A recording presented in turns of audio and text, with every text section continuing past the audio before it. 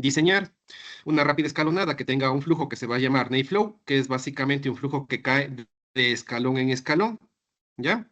Un flujo en transición donde todavía hay este chorro, ¿no es cierto?, de caída, pero la cavidad de la grada ya empieza un poco a llenarse de agua. Y luego tenemos un flujo que se conoce como skimming flow, o también llamado flujo rasante, que esta cavidad desaparece completamente, o sea, ya no me queda aquí vacío. Y ahora, en lugar de eso, están unos vórtices de recirculación de flujo que van, obviamente, girando en esta esquina y son los que me ayudan a disipar toda la energía en cada uno de los escalones. De estos tres, ¿cuál es el que se recomienda para diseño? Pues de los que se recomienda para diseño es principalmente el skimming flow o flujo rasante. Entonces, de lo que les comentaba, ¿por qué se llama flujo rasante? Eso se debe a que nosotros se forma un fondo falso. ¿Ya? Se forma ahí un fondo falso y ese fondo falso hace que el agua baje como que no existieran los escalones, sino como que fuera completamente liso. Y luego, pues, estos vórtices, en cambio, ya se forman por específicamente la turbulencia como tal. Por eso también se conoce como rasante. Es como que tuviéramos ahí un fondo, una rasante, y no el escalón. ¿Cuál es otra ventaja de estas estructuras? Es que imprimen, obviamente, disipación de energía, se ajustan a cualquier tipo de geometría, pero tienen un problema, que obviamente estas rápidas deben tener una longitud lo suficientemente grande para alcanzar la longitud plena de disipación de energía. Entonces, eso hay que calcular. ¿A qué longitud ya se alcanza esa disipación total de energía? ¿Por qué? Porque obviamente en un flujo rasante tenemos cuatro zonas. Tenemos una zona que corresponde al flujo no aireado. Si ustedes recuerdan, ¿por qué no se airea esa zona? Pues porque esa zona todavía no, la capa límite no ha intersecado completamente con la superficie libre de líquido. Entonces es una zona sin aireación, no hay aireación en ese punto. A partir de ahí, ese punto de intersección lo hemos llamado el inception point o punto de introducción de aire, y a partir de ese punto ya empieza el proceso de autoaireación de flujo. Y se compone de tres zonas. La zona número 2 es un flujo rápidamente variado, la zona 3 es un flujo gradualmente variado, y ya al final de mi rápida, yo ya tengo un flujo uniforme. ¿Ya? Entonces, en la zona 2 es una zona también parcialmente desarrollada, no se alcanza la aireación plena, pero el flujo es rápidamente variado. En la zona número 3 ya la aireación es completa, ¿sí? Full Development Air Flow Region, y en la zona 4 pues ya se alcanza el flujo uniforme. ¿Qué quiere decir esto? Cuando nosotros estamos o el flujo ya se encuentra en la zona 4, ya por más larga que sea la rápida, ya no interesa porque ya se ha alcanzado la máxima introducción de aire y por ende la máxima disipación de energía. Entonces, por ejemplo, si es que este punto 4 se alcanza a los 50 metros, no importa si mi rápida tiene 60, 70, 100, 150.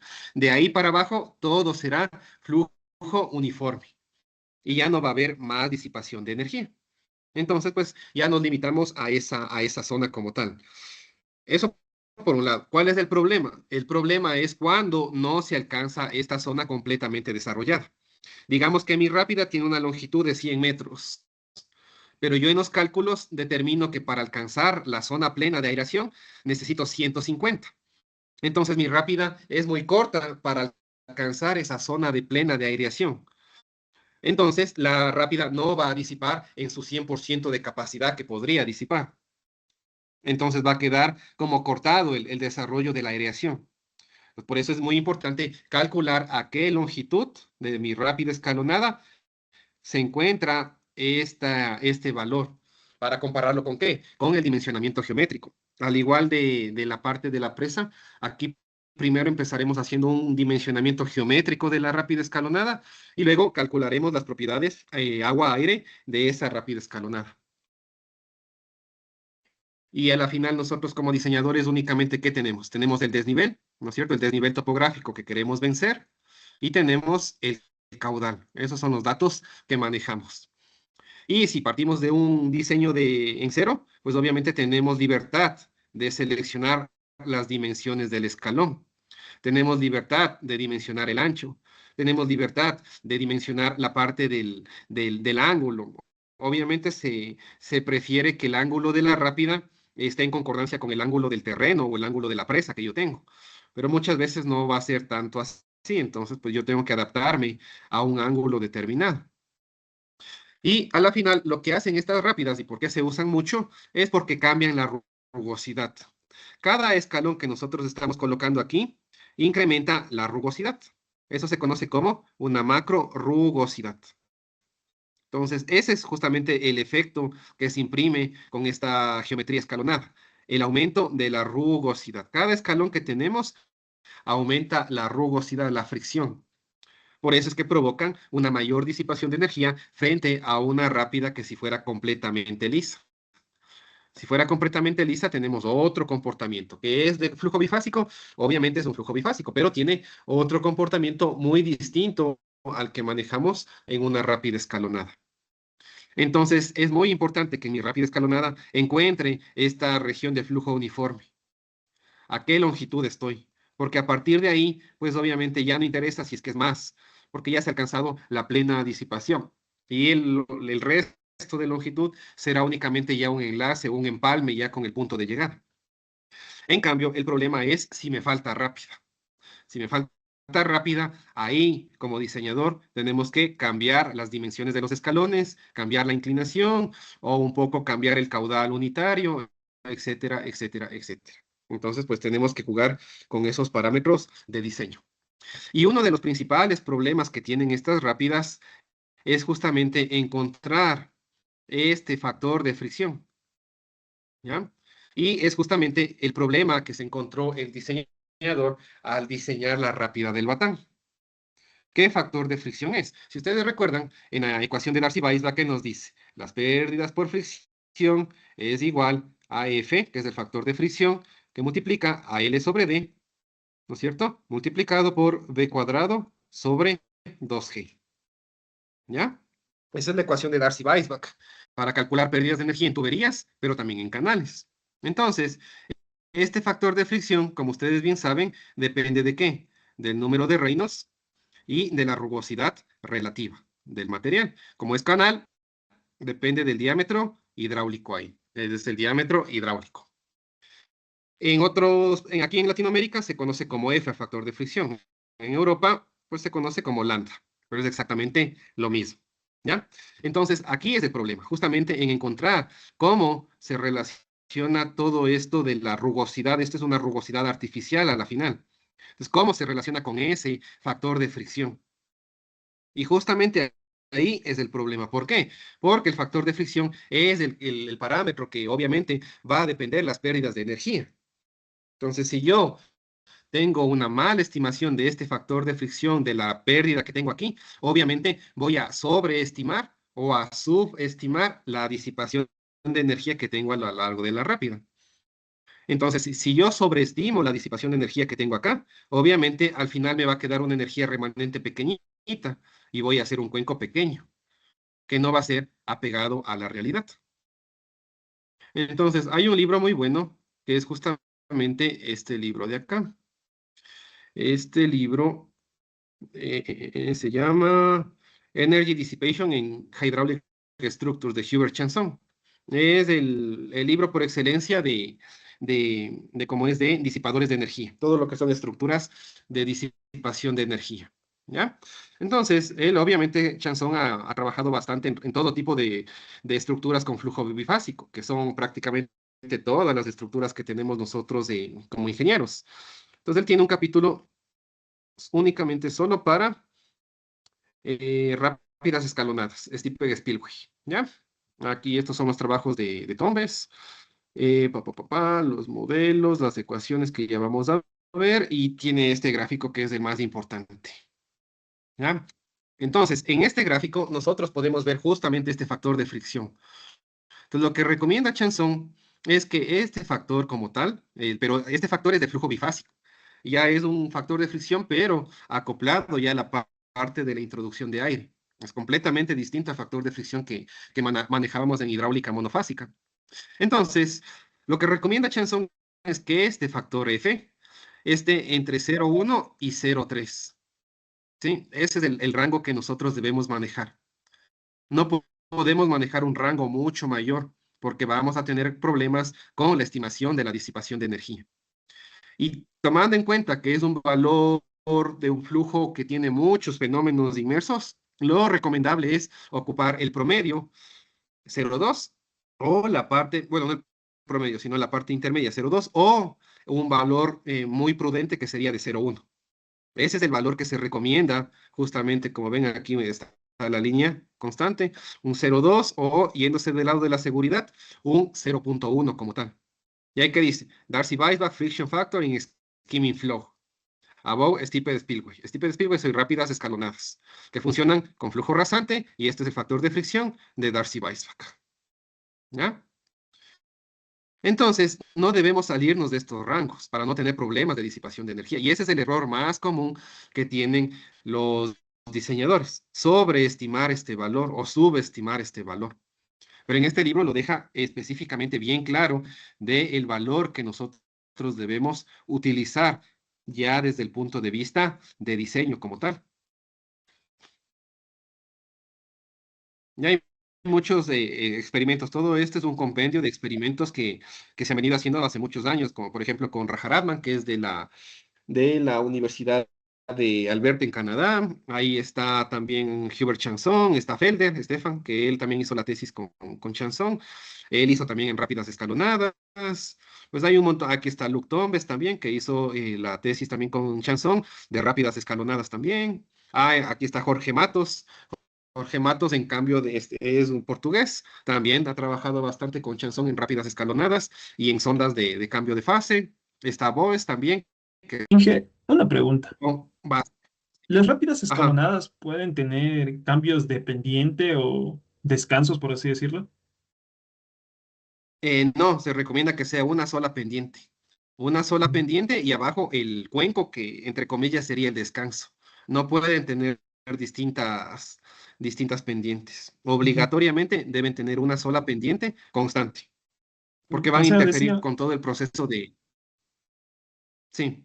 decía por el caso en que, digamos, la topografía no mismo ya no me dé. Claro, pero ahí yo tengo que buscar una pendiente que en lo posible se adapte a la topografía. De ahí, obviamente, tendré que excavar un poco más de la cuenta, pero siempre tienen que ser una pendiente completamente constante. Porque esta uniformización de flujo que estamos hablando no se encuentra o no aparece en 1, 2, 3, 4, 5 metros, sino aparece a los 50, 60 metros, dependiendo la longitud de la rápida. Entonces, pues generalmente estas rápidas, al ser de gran tamaño, pues los valores de uniformización del lleno 20, etcétera, ya se alcanzan luego de una longitud prudencial. Entonces, si yo cambio la pendiente, no le voy a dar lugar al flujo para que se pueda lograr esa uniformización como tal y se va a alterar completamente. Entonces, aquí tienen Entiendo. un ejemplo, mire, de estas son, sí, No, sí, decía que sí, estas sí son entendí esa las parte. rápidas. Ya, ok. Estas son las rápidas con flujo Ney-Flow. Si ven como el flujo viene cae como un chorro de escalón en escalón. Y aquí se forma un pequeño cuenco de disipación de energía. Esto es Ney-Flow. Y en cambio, acá tenemos una rápida que funciona con Skimming Flow. Y si ven los primeros escalones, pues aquí no se logra todavía introducción de aire. Luego de una distancia, pues ya se logra esa introducción de aire. Entonces, esto sí es muy importante. Esta partecita sí no hay que sobreestimar. ¿Por qué? Porque obviamente si nosotros sobreestimamos este valor, va a estar completamente erróneo nuestro cálculo de la disipación de energía. Entonces, siempre tenemos que tener esa consideración. Entonces, en la memoria de cálculo, pues este valor era completamente distinto de la rápida escalonada. Entonces, siempre hay que tener, por ejemplo, ellos recomiendan un 0,2, un 0,11, depende de muchos estudios, pero en este caso, como es un flujo muy complejo, porque en esto, pues, este flujo es extremadamente complejo por todos los fenómenos físicos que se dan, lo prudente es tomar un valor de 0,1. ¿Ya? Y luego, pues, ya tenemos la disipación de energía como un poco vimos el sábado, cómo decrece la línea de energía producto de la disipación, ¿no es cierto? Y pues al final siempre vamos a tener una energía remanente en términos de energía específica. Si ustedes recuerdan, la energía específica es igual al calado más la carga de velocidad, v cuadrado sobre 2g. Entonces, esta energía remanente tiene que también ser disipada. Y obviamente para ello hay que configurar un cuenco al pie para disipar esa energía como tal, para disipar esa energía. Y de ahí el cálculo, pues hay muchas ecuaciones y muchas metodologías. Entonces, hay una metodología para calcular rápidas escalonadas de Chanson, hay otra de Jorge Matos, hay otra de Hotsu y Yosuda, que son japoneses que también han trabajado mucho. Hay un sinnúmero de expresiones. Entonces, un poco lo que vamos a ver como cuando diseñemos estas rápidas es una combinación de todas. Sí, desde el punto de vista de ingeniería, sobre todo algunas ecuaciones que son muy complejas, por ejemplo, las de Chanson. Las de Chanson tienen las ecuaciones muy complejas porque trabaja mucho con tangentes hiperbólicas, etcétera, etcétera, etcétera. Entonces son un poco complejas. Pero hay otras ecuaciones que tienen un poco el mismo resultado y no son tan complejas. Entonces vamos a mezclar un poco de todo, un poco de los criterios de Chanson, de Matos y un poco de Rajaratnam también, que ha trabajado bastante. Sí, entonces, a la final todos ellos han trabajado en conjunto entre ellos también. Entonces, pues, básicamente es lo mismo calcular con una u otra ecuación como tal. Entonces, la importante aquí es justamente el factor de fricción, el friction factor que dice aquí. Ese es el determinante. Si ahí no lo estimamos bien, entonces pues vamos a tener una disipación de energía no adecuada. Entonces, una rápida escalona, lo que les decía, mire, siempre al final deben tener su cuenco, su hydraulic jump. ¿Para qué? Para disipar la energía remanente. Si no, vamos a tener los mismos problemas que teníamos como en la rápida escalonada del Batán. Ese es el éxito, tener una energía remanente y disipar eso completamente con la altura adecuada. Aquí, como les decía, no hay que ser generosos en el cálculo, porque es un flujo muy complejo. La física y la matemática detrás de ese tipo de flujo es extremadamente complejo, que muchas veces ya ni tiene que ver con la hidráulica, sino ya se va al campo de la mecánica de fluidos y se va ya al campo de la química y de la física como tal, la física del fluido. Entonces, pues ya son términos un poco más complejos, como les decía, la ecuación de advección, difusión, la transferencia de energía cinética turbulenta, la parte de la difusividad molecular debido a la viscosidad, pero ya todo eso estamos hablando de un nivel microscópico, de la microescala como tal. Entonces, miren, este es un esquema de una presa a gravedad con su rápida escalonada. Una presa a gravedad como la que diseñamos, pero con su rápida escalonada. ¿Ya? Entonces, por ejemplo, tenemos un caso del Toachi Pilatón. Entonces, del Toachi Pilatón es este video como tal. Ahorita lo voy a proyectar. ¿Sí pueden ver la imagen?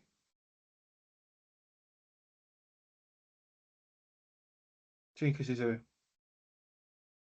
Ok, ya, entonces este video me pasaron los colegas de Select, de Hidrotuapi, justo cuando estaba en la parte de la construcción. Por eso van a ver que a la salida de los desagües de fondo está todavía destacado toda esta parte porque todavía estaban construyendo los desagües de fondo. Pero ya estaba funcionando la rápida escalonada. Esta parte de aquí es el cuenco de disipación de energía. Aquí está el umbral de salida, todo esto vamos a calcular. Y luego pues ya viene el río Tuachi. Y este túnel que ustedes están viendo ahorita es el túnel de desvío de la presa. Entonces, por acá, aguas de arriba, hay otro túnel por donde ingresa el agua, viene por debajo de la montaña y sale aquí la parte del túnel de desvío. Esta rápida escalonada funciona únicamente con el caudal que viene de la central superior, que era la del proyecto Pilatón. Entonces, esta funciona con 40 metros cúbicos por segundo. Entonces, cuando no se capta el agua, se descarga por esa rápida escalonada. Entonces, es una forma también de hacer una estructura de descarga en la presa como tal. Entonces, miren, ahí está funcionando la rápida escalonada. Si ven, en lo que les decía, miren, todo esto, miren cómo se comieron todita la montaña y reconformaron completamente todito el talud y arriba es con anclajes de cables de acero, etcétera, etcétera, etcétera. Y acá el otro talud, vean, nada, no está nada, porque este talud tenía mucha mejor geología que el talud derecho como tal. Entonces, mire, este en cambio es un ejemplo de una rápida escalonada en una presa, que también se utilizan como estructuras de descarga.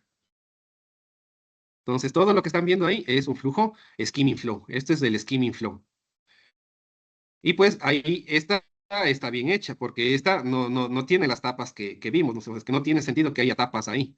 Entonces ahí está la rápida escalonada y acá tienen un pequeño cuenco para disipar la energía remanente y luego pues ya cae directamente al cuenco grande. El cuenco es para los vertederos de excesos, pero también me sirve para esta rápida escalonada.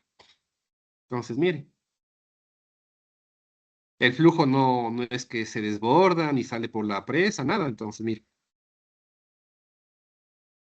Este es un claro ejemplo de un skimming flow en una presa a gravedad. Y aquí todavía estaban en construcción, mire. Entonces todo esto ya se lo entiende desde el punto de vista de un flujo multifase. El agua viene por aquí, por este túnel interno, y ya sale por esta rápida escalonada. Pero es solo para el caudal que viene del primer aprovechamiento. Recuerden que este es en cascada. ¿Ya? Y lo mismo con este video de acá. Aquí se lo puede ver de frente, mire. Vean, aquí cae, y este es el cuenco de disipación de energía remanente. Y luego ya cae al cuenco principal, miren. Así es como debe funcionar correctamente una rápida escalonada. Todo esto es flujo multifase. Todo esto es, acá abajo es el Y90, ya el calado con el 90% de introducción de aire. Miren. Y vean el punto de introducción de aire. Si ven, aquí todavía hay agua clara, entre comillas, porque está con sedimentos. Y luego, después de un punto, ya empieza a ese color blanquecino característico del flujo multifase. Miren.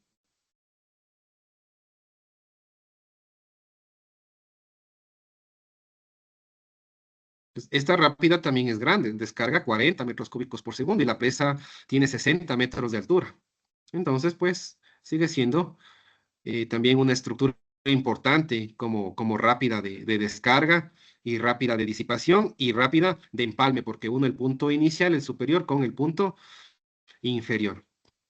La metodología que vamos a ver es un poco, pues, una combinación de los trabajos de Chanson con los de Jorge Matos para el cálculo de estas rápidas como tal. Lo importante, obviamente, es que nuestro cálculo esté en este rango del flujo rasante. Tengamos este tipo de flujo que es el de skimming flow. E- Ese es el que se recomienda. ¿Por qué? Porque con ese flujo se obtienen los mayores porcentajes de disipación de energía.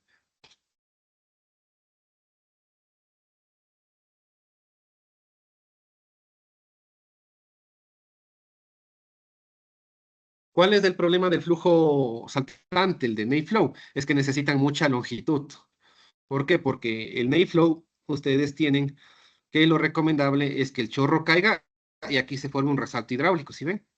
Y luego otra vez el chorro caiga y otro resalto hidráulico. Entonces, los escalones tienden a ser mucho más largos. Y como son mucho más largos, pues obviamente la estructura se alarga más. Entonces, por eso es que no se usa mucho este tipo de flujo. En cambio, el skimming flow, como pueden ver en el video o en cualquier diseño, puede alcanzar pendientes pronunciadas sin ningún problema. Entonces, se adapta mejor a esta geometría, sobre todo en las presas a gravedad o en las presas de RCC. Estas se utilizan tanto en presas a gravedad como en presas RCC. En presas RCC incluso tienen mayor ventaja. ¿Por qué? Porque ya el escalón mismo de la tonga de hormigón ya me sirve como geometría de mi rápida escalonada. Entonces, pues, por eso es que han ganado mucha notoriedad este tipo de rápidas. Mire, por ejemplo, acá, esta es una rápida lisa, ¿no es cierto? Acá está otra rápida lisa, ¿sí? Pero pues ya un poco han ido cambiando esto ya con rápidas escalonadas, con la parte de rápidas escalonadas. Entonces, pues, como les decía, la clave aquí es determinar correctamente ese factor de fricción. Si no logramos determinar bien ese factor de fricción, pues obviamente vamos a tener problemas en la disipación. Miren, por ejemplo, esta es una presa RSC y las mismas gradas de la presa RSC me sirven como rápida escalonada. Y ya está. Entonces el agua viene, baja, Aquí tienen un cuenco para la energía residual y luego pues ya continúa al cuenco de disipación de energía. Igual acá, miren. Esta es una presa RSC, por eso tienen los escalones en todo el ancho de la presa. Y solo esta partecita que es la mitad se la ha reconfigurado para que el caudal de exceso venga y continúe por el escalón. Y aquí tenemos otro cuenco disipador de energía. Entonces, pues, o esta, por ejemplo, pero esta, en cambio, ya funciona con skimming flow.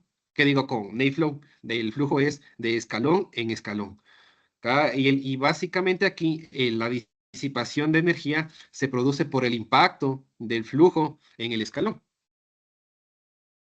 En cambio, la disipación de energía en un skimming flow ya es netamente por la introducción de aire que tenemos.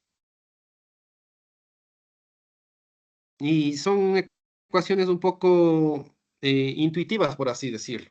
Necesitamos la altura de la presa, el calado crítico y la altura del escalón. Y nada más. Pues ya con eso vamos calculando las características. Primero se hace el dimensionamiento geométrico y luego hacemos ya el cálculo de las propiedades bifásicas como tal. Y generalmente todas las guías de diseño pues están relacionadas con esta información, con esta bibliografía. ¿Sí? Sobre todo las guías norteamericanas tienen muchos de los trabajos de Chanson en este tipo de manuales de diseño. Y González también, que trabajó también bastante con Chanson a inicios de los 2000.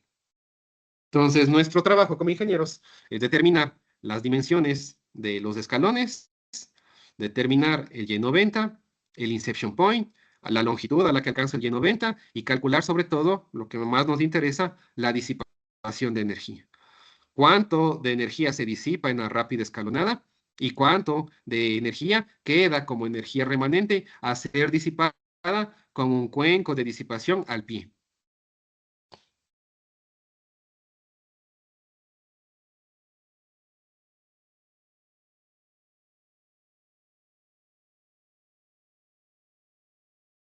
Y ya está.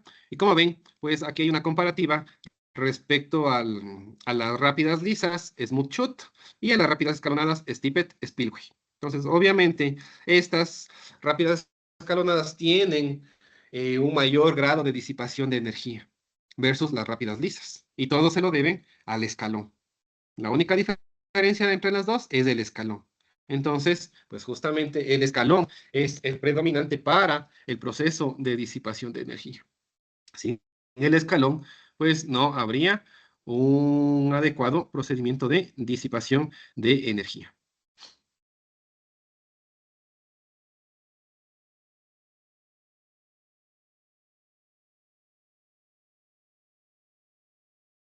Y pues como ven, en las referencias bibliográficas todo es Chanson.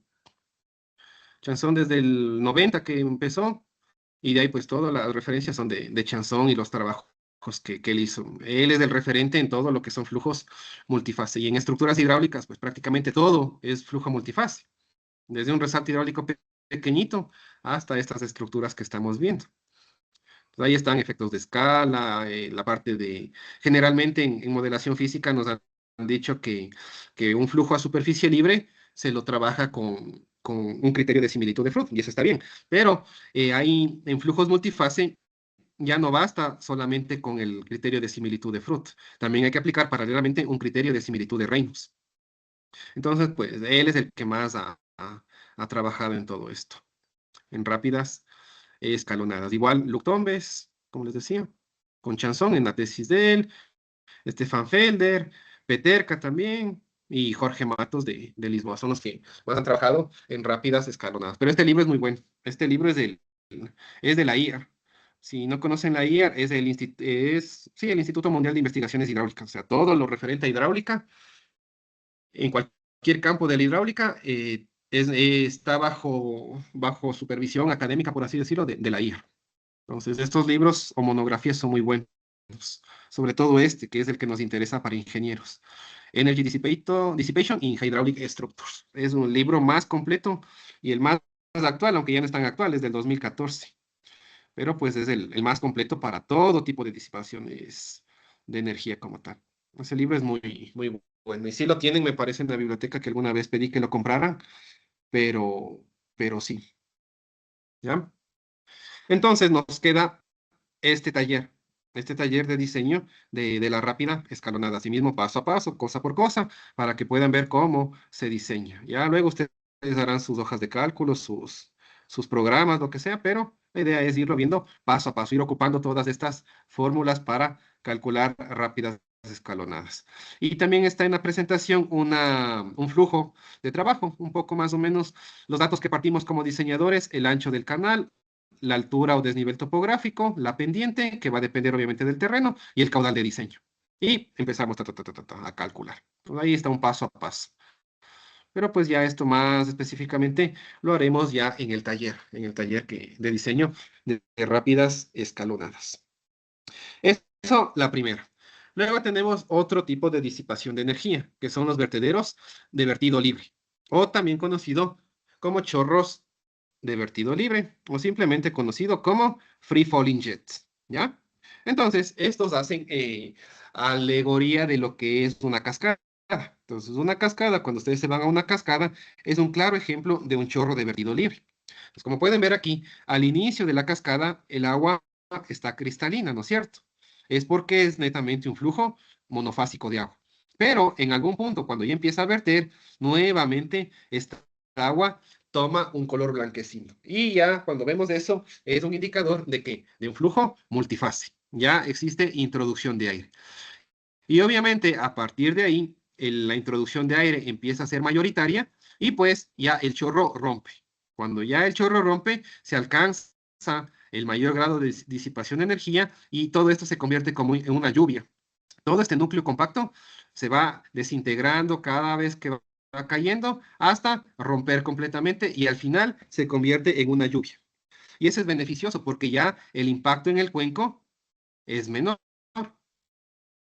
Y es un procedimiento que se da de forma natural. En cualquier cascada tenemos este procedimiento. Y la parte fundamental o lo que está detrás de todo esto es la turbulencia. ¿Ya? Entonces, ¿qué hacemos? Pues nosotros cogemos este concepto que se da de forma natural, ¿no es cierto? De forma espontánea, y lo aplicamos, pero ahora como otro tipo de disipador de energía. Y aparecen los chorros de vertido libre. Entonces, en estos casos, ya no tenemos que configurar toda la estructura. ¿Qué tengo que hacer, por ejemplo, yo en un salto en esquí? Si yo quiero diseñar un salto en esquí, como el que vimos de la presa Toachi, tengo que obligatoriamente diseñar toda la estructura de hormigón, ¿no es cierto?, con el salto en esquí, ¿ya? Entonces, todo esto es hormigón a la final. Si yo quiero hacer mi rápida escalonada, yo tengo que configurar todos los escalones, o sea, la geometría, el sólido, para disipar la energía. Pero en este caso, basta únicamente con que el chorro caiga directamente en la atmósfera y no tenga nada más. Simplemente llega el chorro y vierte de forma natural hacia el vacío. Entonces ya no tenemos nada, entonces ya no hay sólido. Aquí tenemos el agua, pero hay sólido en la parte inferior. Lo mismo aquí, tenemos el agua, pero hay un sólido en la parte inferior. Aquí no, aquí tenemos el agua y tenemos atmósfera en la parte superior y atmósfera en la parte inferior. Entonces, estos chorros pasan a llamarse chorros de vertido libre porque vierten libremente hacia la parte del cuenco de disipación de energía. Y es una forma de ahorrar bastante en lo que es material, porque no hay estructura, no necesitan nada. Simplemente llega el chorro y vierte. Y ya abajo está el cuenco de disipación de energía. Entonces, pues esto se usa bastante en presas, sobre todo presas altas. ¿Ya? Porque obviamente, igual que en la rápida escalonada, yo tenía que encontrar esa longitud a la que se introduce el aire al 90%, lo mismo ocurre en estos chorros de vertido libre. Nosotros debemos encontrar la altura a la que el chorro rompe. Cuando ya el chorro rompe, eso es beneficioso porque cuando una vez que el chorro ha roto, ya todo esto es netamente lluvia. Es como una lluvia. Entonces el chorro se ha desintegrado. Pero si el chorro no rompe y viene compacto, eso es perjudicial para la cimentación. ¿Por qué? Porque todo esto tiene una energía que va a impactar directamente en el cuenco. Entonces es lo mismo, sino que aquí nosotros como ingenieros calculamos lo que se llama la longitud de rotura del chorro. Obviamente esa longitud de rotura del chorro de- debe ser menor ¿a qué? A la altura total de la presa para que funcione bien. ¿Y qué es básicamente la longitud de rotura del chorro? La longitud de rotura del chorro es igual, algo así como que se ha alcanzado plenamente la aireación de flujo. O sea, ya no se puede airear más. Y el chorro rompe completamente. En este caso, el chorro tiene dos lados, por así decirlo. Un lado que se conoce como la napa superior o upper nape, y otro lado que sería el lado inferior, que se conoce como lower nape o lado inferior, algo así. Y pues esto se usa mucho en presas altas. Esto se usa bastante en lo que son presas altas. ¿Por qué? Porque obviamente a mayor altura, mayor posibilidad de que el chorro rompa completamente. ¿Ya? Eso en cuanto a este tipo de mecanismos. Pero ahora hay otro problema. Hay el problema de que obviamente está lloviendo mucho más de la cuenta. Eso ya no es un misterio. Entonces, también este tipo de fenómeno se está dando en presas, por ejemplo, a gravedad. Yo tengo aquí mi presa a gravedad, ¿ya? Pero resulta que llueve mucho más de la cuenta. Y el vertedero de excesos que yo diseñé ya no tiene la capacidad suficiente para disipar. Entonces, el chorro pasa por la corona de la presa. Y nuevamente, esto se convierte en un chorro de vertido libre. En una presa que no fue diseñada para eso, pero que por cuestiones de hidrología tuvo que funcionar. Entonces, sobre todo en Estados Unidos y en España, dentro de la normativa para el diseño de presas, está una parte específica que me dice que debemos evaluar las presas, al menos que esto va a ocurrir una vez en toda la vida útil del proyecto. O sea que si mi proyecto dura 50 años, en el año 1 o en el año 50, es muy probable que mi presa funcione como un chorro de vertido libre, cuando en realidad nunca fue diseñado para eso. Pero ya está eso en la legislación y en la normativa. Entonces, ahí toma más relevancia este tipo de fenómeno, que hace algunos años, pónganle 10, 15 años, se utilizaba específicamente para diseño de chorros de vertido libre en presas altas, pero ahora también se considera como parte del funcionamiento normal o extraordinario que puede tener. Lo que les decía aquí de la presa Tequeje, ¿ya? Que justamente en plena época de construcción vino una crecida y ¿qué pasó? Y obviamente empezó esto a funcionar como un chorro de vertido libre, que no estaba diseñado para que funcione así, obviamente. Pero vino justo la crecida. Pónganle, hagan cuenta un año 2, año 3, año 4 de construcción. Y la presa pasó a funcionar como un chorro de vertido libre. Un ejemplo de este chorro, pues, es la presa Cardenillo, que justamente tiene en su diseño este chorro de vertido libre. La presa Cardenillo tiene como vertedero de excesos un chorro de vertido libre. ¿Ya? Entonces, físicamente, ¿cómo ocurre este fenómeno? Entonces, nosotros tenemos un chorro,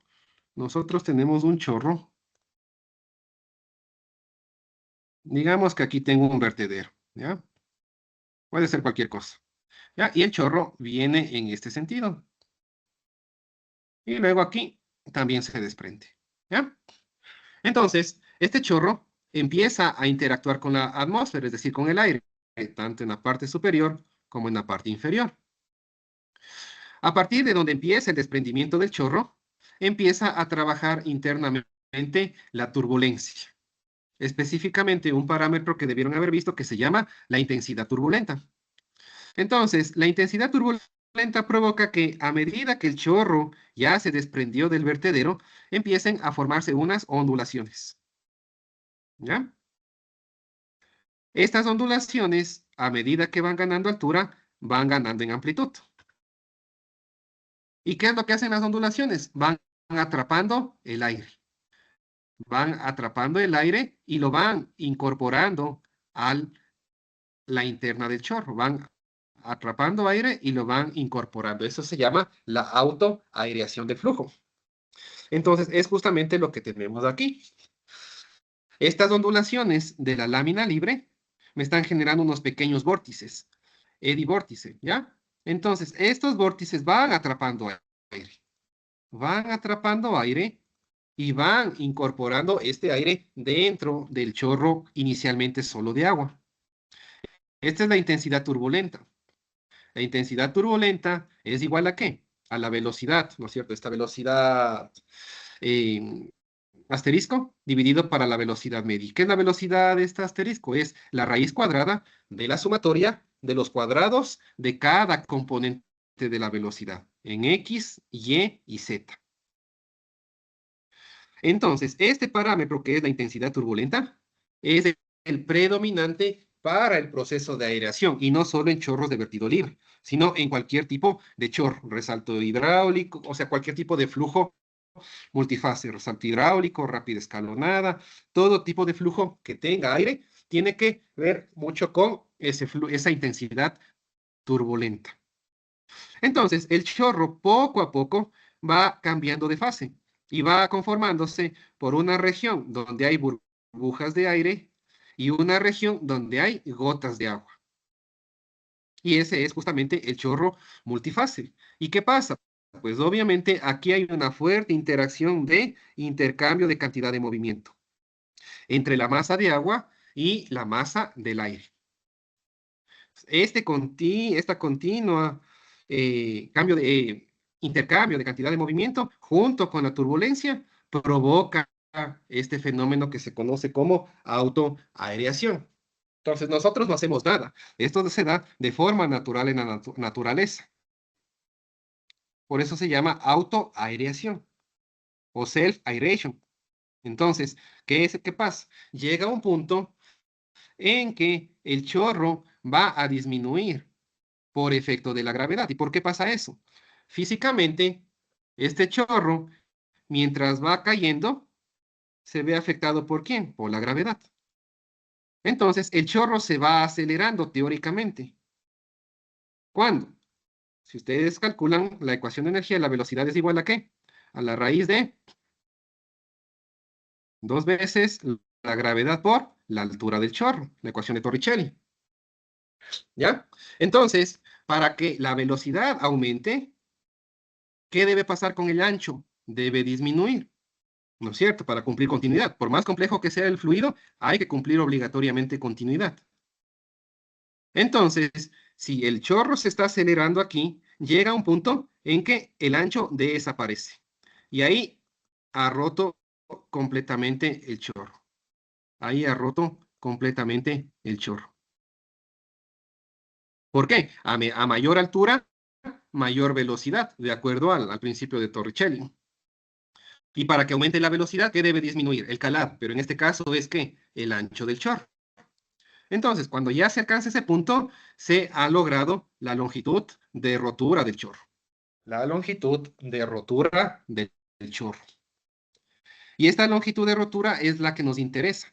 ¿Por qué? Porque si el chorro rompe a una altura prudencial, a partir de ahí ya todo es una lluvia y ya no va a afectar el cuenco de disipación de energía. Pero si el chorro rompe al final, ahí toda esa energía va a impactar en el cuenco de disipación de energía como tal. Y pues en un chorro se tienen 4 fases, que es las que les comenté. Obviamente las perturbaciones, luego se introduce aire y vean cómo va disminuyendo. Se parte de un ancho mayor y conforme se va ganando en altura, ese chorro va reduciendo su ancho. Va reduciendo su ancho. ¿Hasta cuándo? Hasta que desaparece. Todo esto es agua. Todo esto es agua. Entonces se dice que el chorro, el núcleo interno de agua, desaparece a una determinada altura. Y esa es justamente la longitud de rotura del chorro. Entonces, pues para evaluar esto era un poquito complicado. Hasta que apareció la metodología inicialmente de Carrillo, 2006, y luego pues la de Carrillo-Castillo, 2014.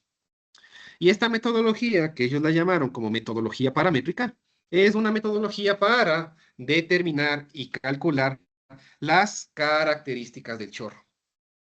Sobre todo este parámetro que como bien lo hemos mencionado, es la longitud de rotura. ¿A qué longitud el chorro rompe completamente? Miren aquí, este es el núcleo interno de agua. Todo esto que está aquí de forma interna, todo esto es agua. Todo esto es agua. Todo eso es agua. Y vean cómo va disminuyendo, miren. ¿Ya? Hasta romper completamente. Hasta romper completamente. Entonces, este chorro impacta en el cuenco de disipación de energía y ese impacto se va a ver reflejado justamente en la presión instantánea que voy a tener en el cuenco. La presión instantánea que voy a tener en ese cuenco. Porque el chorro tiene una energía. Esa energía va a impactar en el fondo del cuenco y me va a generar una presión dinámica en ese punto de impacto. Entonces, si es que el chorro rompe antes de impactar, estamos bien, porque ya todo esto es una lluvia y ya el chorro ha roto completamente. Entonces, la presión en el fondo va a ser menor, va a ser pequeñita. Pero si el chorro no rompe y cae e impacta completamente, la presión va a ser mucho mayor. ¿Y eso qué va a provocar? Dependiendo la geología, eso va a provocar, pues, obviamente, que la roca se empiece a fisurar. La roca se empiece a fisurar. Y pues estas fisuras pueden comprometer ¿qué? La estabilidad de la cimentación de la presa.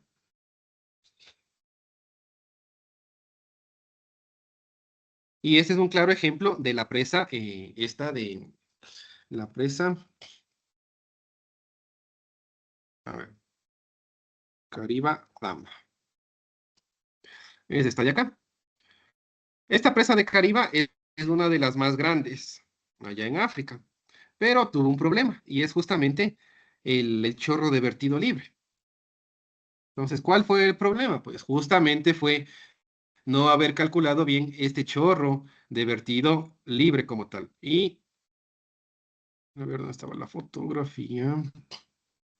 Y lo que provocó es una fosa de estas dimensiones. Miren, esta es la presa y aquí están los vertederos de excesos. Estos vertederos de excesos funcionaban como chorros de vertido libre. ¿Ya? Entonces, estos chorros obviamente no estaban trabajando adecuadamente. ¿Y qué pasó? Que del cuenco inicial que era el previsto para disipar energía, se empezó a agrietar y a socavar mucho más de lo que estaba previsto inicialmente. ¿Por qué? Porque el chorro estaba cayendo de forma compacta, no estaba alcanzando el grado de disipación de energía que debería tener. Entonces se empezó a fisurar la roca y pues se dañó el cuenco de disipación de energía. Miren. Entonces, llegó un punto en que esta fosa ya se acercaba, obviamente, a la base o al pie de la presa donde estaba ya la cimentación. Y pues para evitar que eso ocurra o que eso siga aumentando, pues obviamente ya se decidió suspender el funcionamiento y pasar a rehabilitar la presa, sobre todo el cuenco de disipación de energía. O sea, por aquí venía el chorro de vertido libre, ¡pac! Y caía aquí, disipaba la energía remanente y asimismo continuaba.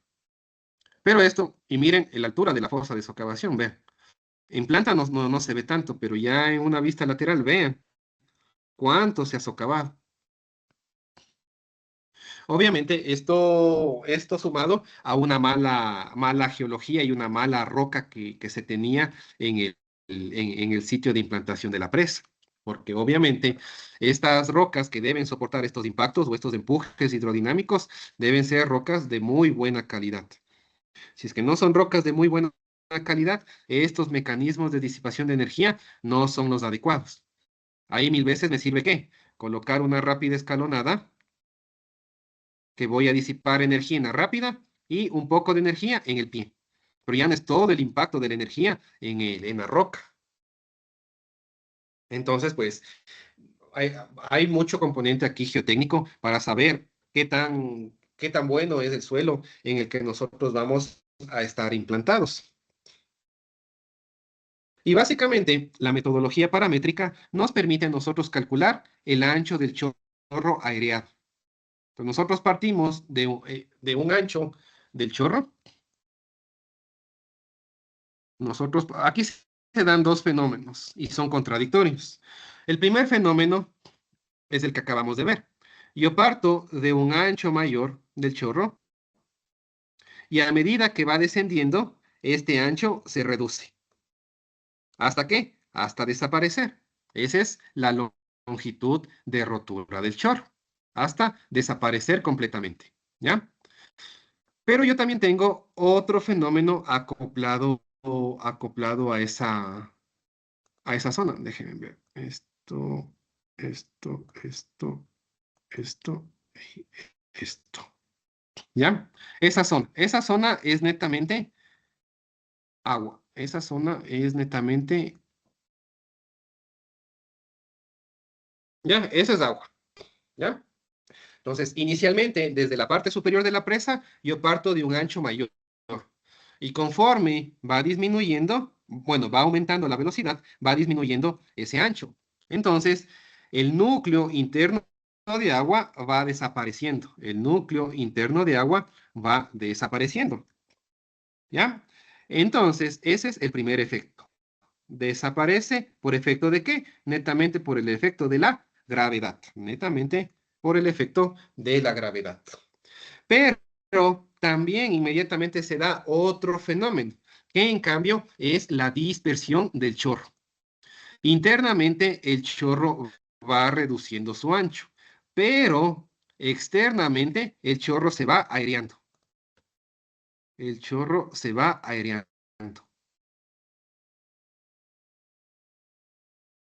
Entonces, nuestro chorro tiene dos fases o dos zonas. Una zona exclusivamente de agua interna y una zona que es externa, que ya es de flujo multifase, de agua y de aire. Y obviamente, mientras mayor altura tenga el chorro, mayor introducción de aire tendremos. Entonces, nuestro chorro o nuestro ancho inicial del chorro, que empezábamos con el ancho inicial del chorro, al final va a tener un ancho de agua que se conoce como el ancho gravitacional, porque aquí actúa únicamente la gravedad. Y luego vamos a tener otro ancho, que es el ancho total considerando flujo multifase, que se conoce como el BJ.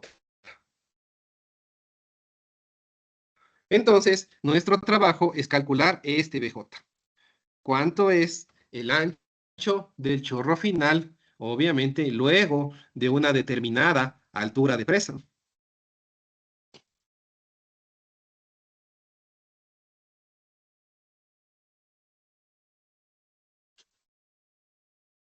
¿Ya? Entonces, este BJ lo calculamos con esta ecuación. BG, que es el ancho gravitacional, más el BS, que es justamente el ancho o la dispersión del chorro por la introducción de aire.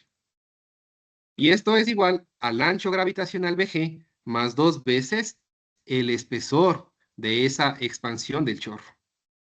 En pocas palabras, el BJ lo podemos calcular como el caudal unitario dividido para dos veces la gravedad por la altura, que sería nuestra ecuación de Torricelli, más cuatro veces un parámetro que se conoce como el parámetro turbulento, por la raíz de h, en donde h es la carga de agua sobre el vertedero o la presa, multiplicado por la raíz de 2h, h mayúscula es en cambio toda la energía disponible que yo voy a tener desde la parte superior al fondo del cuenco de disipación de energía, menos 2 raíz de h minúscula, que es la carga sobre el vertedero.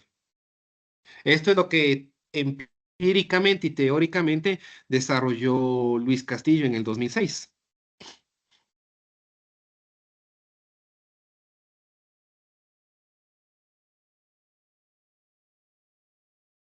Y con esto calculamos el ancho del chorro ya disperso. Y luego, este parámetro, que es el parámetro turbulento, lo calculamos con un coeficiente que es K multiplicado por la intensidad turbulenta. Y la intensidad turbulenta la calculamos con el caudal unitario a la 0,43 para un parámetro que se conoce como las condiciones iniciales. Y este I sub C lo calculamos como 14,95, la gravedad a 0,50, dividido para acá a la 1,22 por el coeficiente de descarga del vertedero a la 0,19. Entonces K ya es un valor que obtuvo Castillo, que es 0,85. Y CD depende del tipo de vertedero que van a utilizar. Si es un vertedero de pared delgada, 1,85, que sería este caso de acá, un vertedero de pared delgada. Y si es un perfil hidrodinámico de un aliviadero, 2,10, que sería este caso de acá. Este es un perfil hidrodinámico. Ahí sería 2,10. Ese para el caso de presas ya prototipo. Y ya está. Entonces, luego, una vez que calculamos esto, hay algunas formulaciones para calcular la longitud de rotura. La última, esta del 2015, es la fórmula aceptada. La longitud de rotura es igual al ancho inicial por el número de Froude inicial, y esto es igual a 0,85 para el parámetro turbulento, la intensidad turbulenta y el número de Froude a la 0,82. De aquí despejamos y obtenemos la longitud de rotura del chorro. La longitud de rotura del chorro, que es lo que el parámetro que a nosotros como diseñadores nos interesa. La longitud, ¿a qué longitud rompe ese chorro como tal?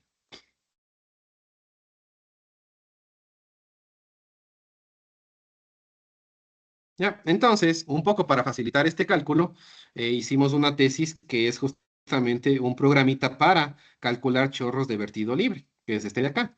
Análisis de chorros bidimensionales en presas. ¿Ya?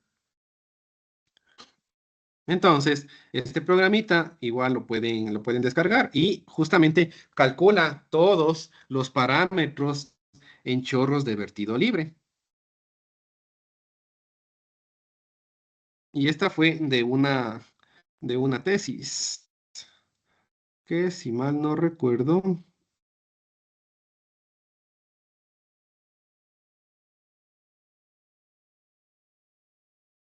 este es el concurso de Plastigama. Esto es una tesis.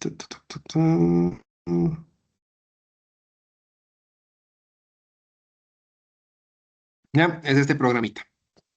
Ya, ¿qué me sirve para calcular chorros de vertido libre? La tesis se llama, ponen TIC, Ronnie, Chango, Luisa, EPN. Ya, esta. Herramientas para el análisis de chorros de vertido libre en presas. Desarrollo de una herramienta computacional para chorros de vertido libre. Y aquí está la tesis. ¿Ya? Entonces, esta metodología paramétrica la pusimos justamente en un programa para calcular este tipo de presas, ¿ya? Cualquier chorro de vertido libre. Aquí explica toda la metodología paramétrica, etcétera. Aquí están los gráficos que les acabo de indicar del chorro como tal, ta. Y pues la ventaja de esto es que me sirve para calcular cualquier proyecto. Entonces, por ejemplo, acá, mire, por ejemplo, Ta, ta, ta, ta, ta. Mm, Bueno, ahí está qué hace cada cosa, el flujograma de trabajo, exportar los datos. Ya, entonces, por ejemplo, la presa de Susqueda, la parte de la presa de Susqueda. La presa de Susqueda es justamente la presa que estamos viendo en esta fotografía, que es de las más importantes, esta de aquí, de España. La presa de Susqueda es esta. Ya, entonces, ustedes como diseñadores van a necesitar, obviamente, el caudal del vertedero de excesos, el ancho del vertedero, la carga inicial del vertedero, la carga de agua, el coeficiente de descarga, si es que es obviamente un perfil hidrodinámico, el coeficiente K, el parámetro de vertido, la altura total de la presa, la intensidad turbulenta, la gravedad y la vertical que vamos a tener. ¿Ya? Entonces, son datos que nosotros los podemos obtener desde el punto de vista de la, cómo es de la topografía, la hidrología, etcétera, etcétera, etcétera. Y pues ya con esos datos nosotros podemos calcular. Por ejemplo, ahí está la de Susqueda y también está tres más que hicimos. La de La Llosa, de ahí hicimos la de la presa de Los Ángeles y también hicimos la presa de Susqueda, que es esta de acá, que es de una de las más importantes de España. Entonces, simplemente, ¿qué toca hacer? Pues en el programita introducimos los valores. El caudal de diseño para cada vertedero, 232 metros cúbicos por segundo. El ancho de cada vertedero era de 10 metros. La carga de agua, 7,66. El coeficiente, como es un vertedero de cresta hidrodinámica, pues según Castillo, 2,1. El K, también según las recomendaciones de Castillo, para estas presas, 0,85. El parámetro turbulento, 1,07. La altura total de esta presa tenía 105 metros de altura. La intensidad turbulenta también es una recomendación. Cuando nosotros tenemos un embalse aguas arriba, la intensidad turbulenta se recomienda de 0,012. La gravedad, 9,81. Si quieren ser más rigurosos con el cálculo, pues tienen que buscar la gravedad del sitio en donde va a estar su proyecto. Por ejemplo, aquí en Quito la gravedad es 9,77, no es 9,81, ya así son más rigurosos. Y este Y es la altura del colchón de agua que tenemos, que en este caso la presa tenía 13,5. ¿Ya? Entonces, simplemente ponemos calcular y ya tenemos los parámetros que nos interesan. El caudal unitario, la velocidad inicial es la velocidad con la que empieza el vertido, es de 12,26 metros por segundo. El ancho inicial del chorro es 1,90 metros. El ancho inicial se refiere a este ancho, el B sub I. Entonces, en esta presa estamos iniciando con 1,89 metros. El número de flujo inicial, 2,85. El número de flujo inicial, 2,85. La velocidad final de este chorro, ya cuando ya termina todo de la altura de la presa, es de 47 metros por segundo. Entonces, al final de los 105 metros, se tiene una velocidad de 47 metros por segundo. Entonces, son velocidades gigantescas. Obviamente por la aceleración de la gravedad y la altura. ¿Ya? Luego tenemos el ancho final del chorro, el BJ que les acabo de explicar, es de 7,41 metros. Entonces vean cómo el ancho inicial es de 1,90 m y el ancho final es de 7,50. Entonces, esa diferencia de 7,47 menos 1,90 es todo lo que el chorro se ha expandido producto de la aireación. Hagan cuenta que esto de acá es 1,90. Hagan cuenta que esto es 1,90, ¿ya? Y que el final es 7,40. Y que esto es 7,40. Eso es lo que el chorro se ha expandido, producto del proceso de aireación a lo largo del chorro.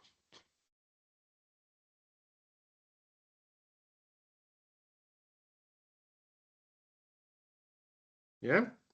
Y luego tenemos la parte de la longitud de rotura. Bueno, la intensidad turbulenta calculada y la longitud de rotura. 83,3 metros. ¿Ya? Entonces, ¿está bien o está mal? Está bien, porque mi presa tiene 105 metros de altura. Y con todos los cálculos y características, el chorro rompe a los 83 metros. ¿Ya? Y el restante, que sería 17, más o menos unos 22 metros, ya es una lluvia con el chorro completamente desintegrado, que ya va a tener un impacto muy pequeño en el cuenco.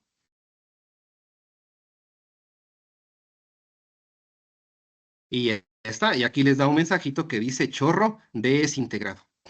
¿Qué quiere decir chorro desintegrado? Chorro desintegrado es que la longitud de rotura es menor a la altura de la presa. O sea, el chorro rompe completamente, se desintegra. todo el núcleo interno de agua, todo este núcleo interno de agua llega a un punto a los 83 metros que desaparece y ya no hay agua. Todo es una lluvia ahí que se va a la par frenando. ¿Por qué? Porque ya las gotas de agua que van cayendo van siendo afectadas por justamente un frenado, por la resistencia de la gota con el aire circundante. Entonces va provocando una fricción y le va frenando completamente a la gota. Por eso es que ustedes ven en una cascada, esto se da de forma natural. Y el cuenco, este es el cuenco, y está ahí. No ha pasado nada, y están años y años y años y tienen el mismo funcionamiento y no ha pasado nada. Es porque justamente, vean, después de un punto ya rompe completamente el chorro y ya todo esto acá abajo es una lluvia. Y ya esto genera un impacto mucho menor a todo el cuenco. Lo crítico sería que el chorro caiga compacto sin que logre la rotura y ese impacto vaya al cuenco de disipación de energía. Entonces, si no rompe el chorro, ahí sí ya es un problema grave, porque obviamente toda esa energía va a impactar en el fondo del cuenco de disipación de energía. Y aquí pueden graficar la velocidad gravitacional. Entonces, para 100 metros de altura, alcanzan sus 40 y algo metros por segundos de velocidad. Entonces, son velocidades muy altas. La trayectoria del chorro, el chorro va a tener un alcance a los 100 metros de 30 metros de alcance del chorro. Eso se, eso se calcula con las fórmulas de Simemi, ese alcance del chorro. Entonces, yo tengo que dejar un salvaguardo de unos 30 metros desde donde nace el chorro hacia abajo, alejados de la base de la presa.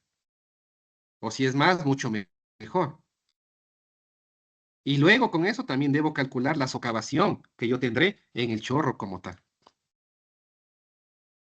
Entonces, este programa es validado. Este programa, por ejemplo, en Susqueda, ¿ya? Los cálculos de Castillo están en esta columna y los cálculos del programa están en esta columna. Entonces, son prácticamente los mismos. El CP es el coeficiente de presión dinámica en el fondo del cuenco. Ese cambia porque hubo unos avances en el 2021 con otras ecuaciones que son las que están consideradas en el programa. Estas, en cambio, son las ecuaciones originales de Castillo del 2006, casi hace 20 años.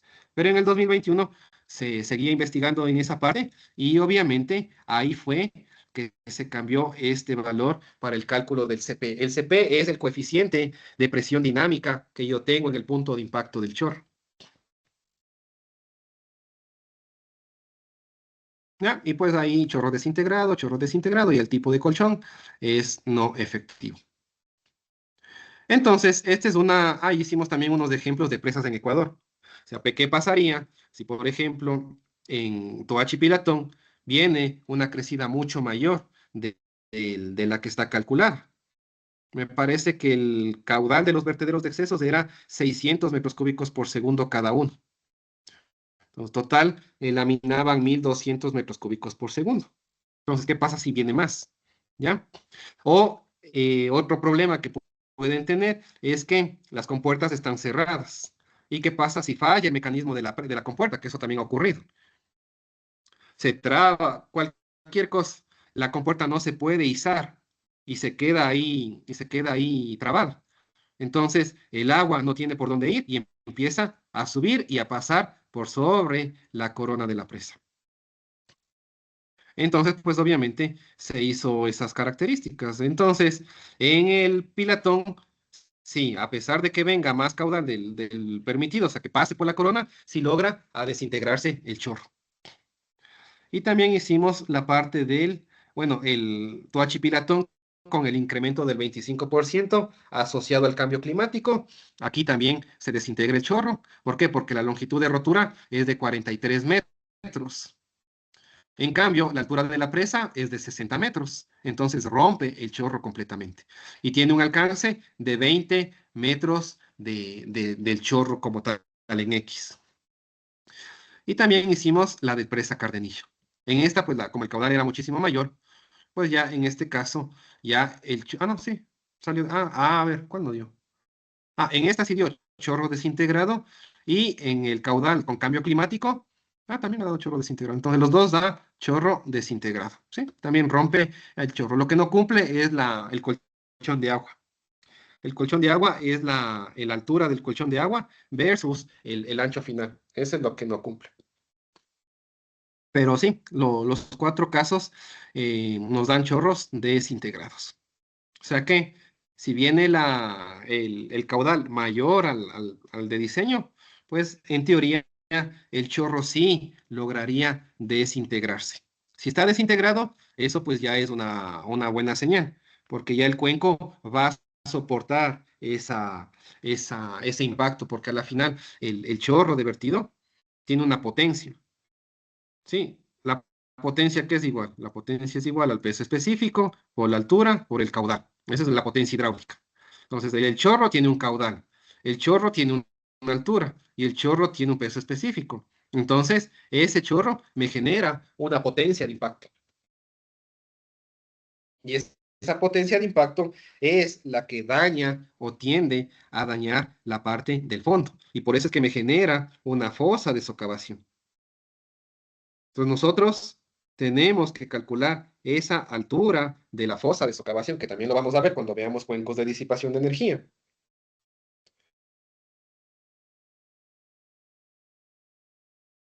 Y ya con eso nos aseguramos de que esta fosa con el tiempo no regrese hacia la base de la presa, que sería lo más peligroso, que es justamente el caso de la presa de Tequefe, la de Caribadam. Entonces, es un claro ejemplo de cuando un chorro de vertido libre no funciona correctamente y la socavación se va hacia atrás, hacia la presa específicamente. Entonces, este programa es un programa validado, es de código libre, está calibrado, validado, probado, comprobado, etcétera, etcétera, etcétera. Entonces, pues lo pueden utilizar en el caso de que requieran diseñar chorros de vertido libre. Es específicamente en la metodología paramétrica de Castillo 2006, con las mejoras de Castillo 2014, con la parte del chorro que yo calculé del 2021 y la parte de los colchones de agua de Paqui, de Francisca Marco, del 2022. Entonces, es lo último, se podría decir, de todo lo que es análisis de chorros de vertido libre. Que como les digo, se utilizan para presas, pero al día de hoy también se utilizan como estructuras que van a funcionar con overtopping o sobrevertido, que es justamente esto de acá, el overtopping. Entonces, al día de hoy, las presas tienen dos problemas muy grandes. Una se conoce overtopping, que es cuando el agua del embalse pasa por encima de la presa, ¿ya? Que puede ser una presa de materiales sueltos, una presa en arco, una presa en gravedad, cualquier tipo de presas. Y una presa, obviamente que si es de materiales sueltos, va a ser mucho más vulnerable, porque si el chorro cae en la de materiales sueltos, la va a socavar inmediatamente y se va a destruir. En la de hormigón podría aguantar, pero ese podría también es subjetivo. Ese es uno de los principales problemas el día de hoy, el overtopping o sobrevertido. O también el dam break, las roturas de presas, que también de estas ha habido algunas. En algunos casos, primero se ha producido el overtopping y después de un tiempo se ha producido el dam break, la rotura de la presa, porque ya cede. Sobre todo si son materiales sueltos, o sea, de tierra, ya se va socavando, socavando y cede completamente y todo eso va a parar aguas abajo.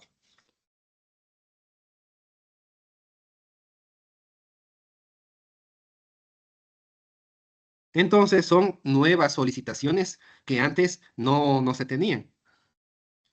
Entonces nosotros debemos un poco también tener esas nuevas consideraciones.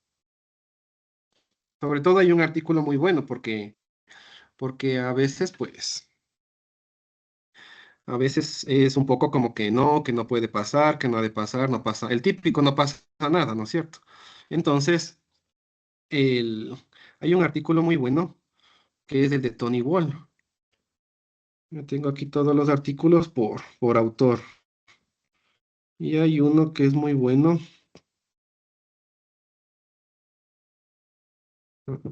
Este de acá, el de Tony Wall. ¿Ya? Entonces, este es del ASCE, el American Society Civil Engineering, ¿ya? Entonces, justamente aquí es que habla de la importancia de estos estudios, ¿sí?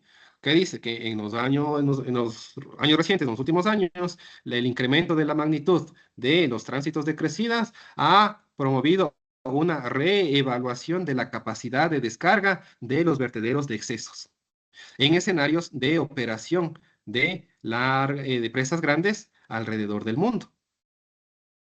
Ken dice que muchas de las investigaciones sugieren que la capacidad de los vertederos de excesos es inadecuada, incrementando la posibilidad de ¿qué? De un overtopping o este sobrevertido. ¿En qué? En condiciones de eventos extremos. Entonces, ¿qué proponen esto? Entonces, esto propone nuevos escenarios para diseño y funcionamiento de las presas, sobre todo para las presas de concreto en arco o también las presas en gravedad. ¿Ya? Entonces, evaluar esto es muy importante desde el punto de vista de seguridad de la presa. Y aquí está justamente la parte de la disipación de energía que ya vamos a ver y la trayectoria del chorro, etcétera, etcétera, etcétera. Y esto es del ACE. O sea, el ACE no es cualquier institución, ¿sí? Es justamente toda la parte ellos también tienen mucho de hidráulica, la parte de modelación física, modelación numérica. De hecho, la guía de modelación numérica es del ACE. Sí, entonces, pues, y del buró, básicamente, este es del Bureau Reclamation, ahí está. Service Group, Bureau Reclamation, Denver, Colorado. Ahí está Tony Ball, etcétera, etcétera, etcétera. Entonces, este documento es de los más importantes a nivel mundial. Entonces, pues no es de gana esto. Si bien no ha pasado, es diferente, pero de que puede pasar, puede en algún momento ocurrir, puede pasar. Esperemos, obviamente, esperemos que nunca ocurra, pero de los casos documentados, ya ha habido que muchas de estas presas eh, han sufrido esta, este fenómeno como tal, ¿ya? Entonces, el chorro, cuando cae, si cae compacto, obviamente tiene una incidencia en el cuenco de disipación de energía. Y si el chorro cae roto, ¿no es cierto? Alcanza la longitud de rotura, entonces pues tiene otro tipo de comportamiento. Entonces depende mucho si rompe o no rompe este chorro como tal. Si rompe, estamos bien. Si no rompe, eso se va a reflejar en la disipación de energía. Y este gráfico es muy importante porque nos indica cómo varía el coeficiente de presión en el punto de impacto del chorro versus la disipación de energía. Entonces, cuando se alcanza los valores más altos de disipación de energía, el coeficiente de presión dinámica es bajo. ¿Por qué? Porque el chorro ha roto. El chorro rompe, la disipación es alta y el impacto del chorro en el cuenco es mínimo. Eso es el CP. En cambio, cuando el CP es alto, ¿qué pasa con la disipación? Es baja. ¿Por qué? Porque el chorro no ha roto. Como el chorro no ha roto, el impacto es mucho mayor. No hay disipación de energía porque no ha roto el chorro. Y por ende, eso se ve reflejado en un alto valor de coeficiente dinámico de presión.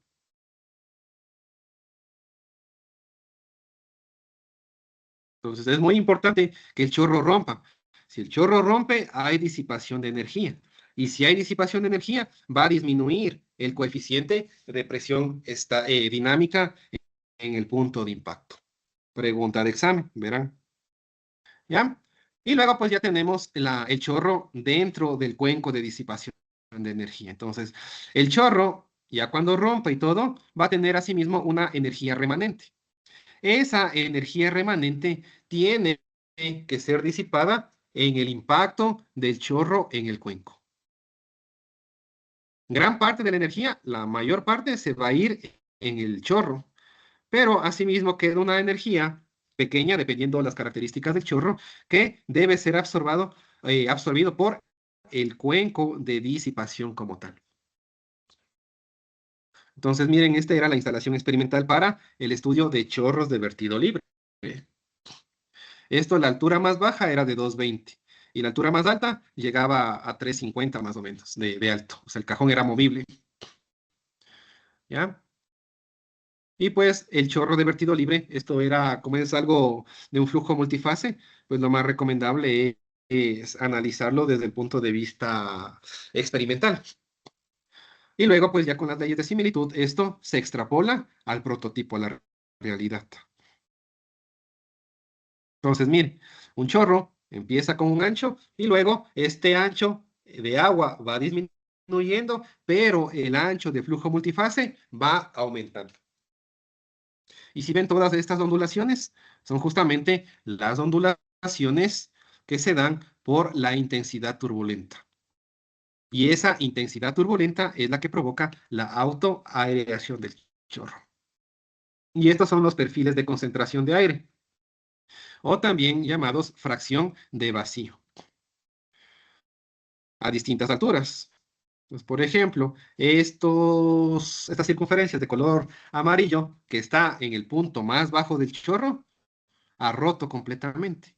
Generalmente esto se logra describirlo teóricamente con la ecuación de difusión-advección, pero cuando ya rompe, ya no hay ecuación de difusión-advección. Esa ecuación es esta de acá.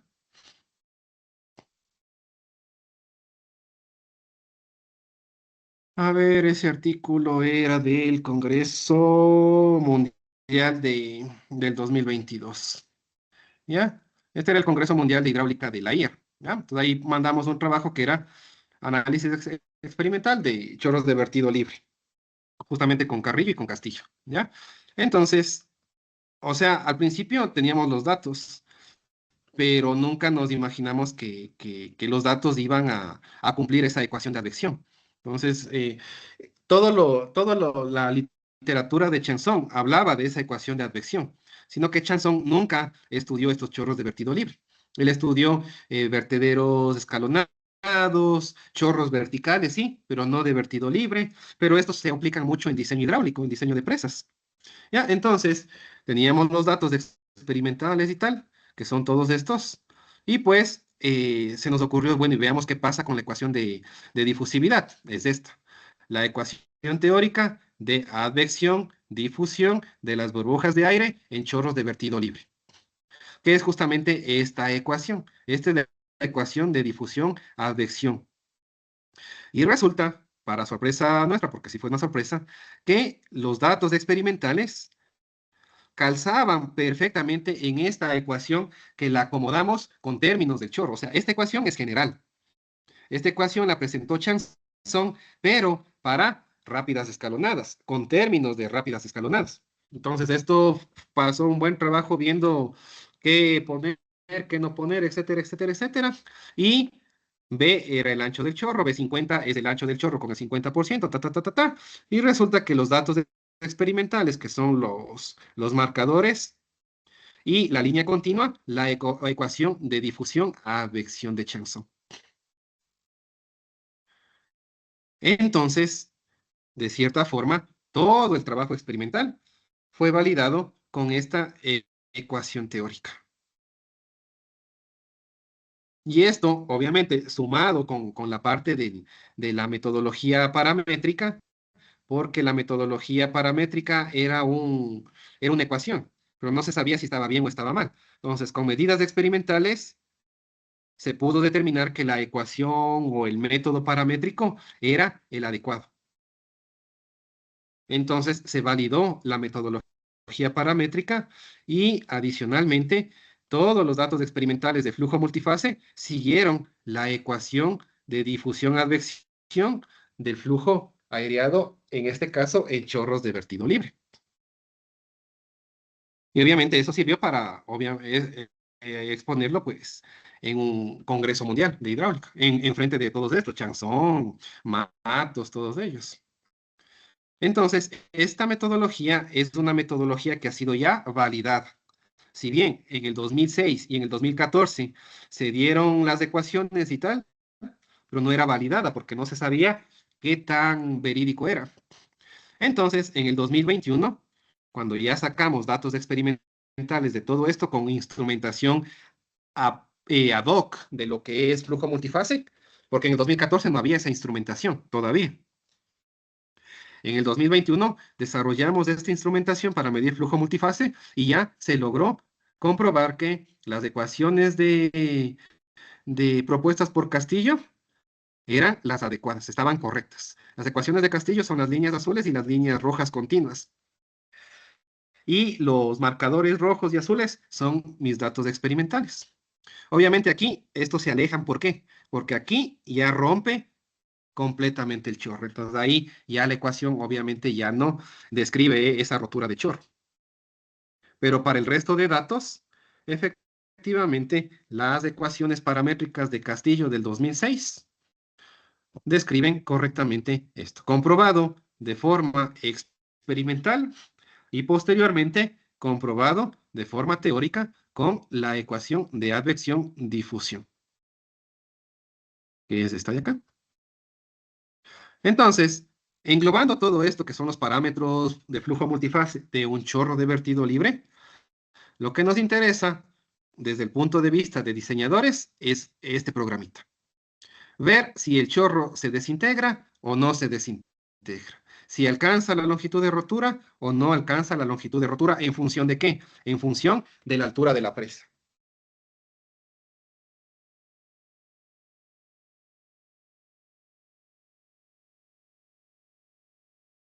Y ya está. Entonces, en el caso de que se haga un cálculo y no se cumpla, pues debemos cambiar el caudal, o disminuir el caudal, o aumentar un vano adicional como vertedero de excesos. Qué sé yo, tenía 2, quizás aumentar a 3 vertederos de excesos.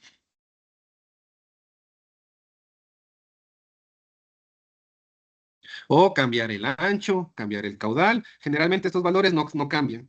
2,1 para presas con perfil hidrodinámico, 0,85 como el parámetro turbulento, igual 1,07. La altura de la presa obviamente depende de la dimensión que, por ejemplo, como calculamos el sábado para una presa gravedad. La intensidad turbulenta, si es que es un embalse, tampoco va a cambiar la gravedad. Y esta es la altura del colchón de agua, aguas abajo.